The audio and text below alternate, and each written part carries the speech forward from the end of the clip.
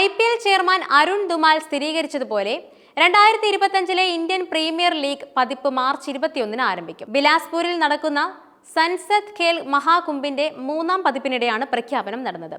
എല്ലാ പങ്കാളികളുമായും കൂടിയാലോചിച്ച ശേഷം അന്തിമ IPL ഷെഡ്യൂൾ ഉടൻ വെളിപ്പെടുത്തുമെന്ന് ദുമൽ പറഞ്ഞു. ജിദ്ദയിൽ നടന്ന വിജയകരമായ മെഗാ ലേലത്തിന് ശേഷമാണ് 2025 സീസൺ.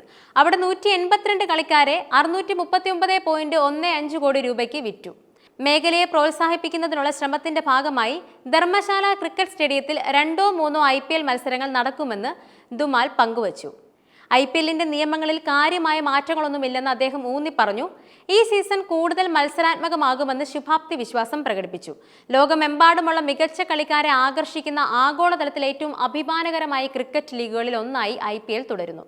IPL അപ്ഡേറ്റുകൾക്ക് പുറമെ ഗ്രാമീണ മേഖലയിലെ കായിക വിനോദങ്ങൾ പ്രോത്സാഹിപ്പിക്കുന്നതിനായി സംഘടിപ്പിച്ച സൻസദ് ഖേൽ മഹാകുംഭ് എന്ന മത്സരത്തെക്കുറിച്ചും ദുമൽ സംസാരിച്ചു.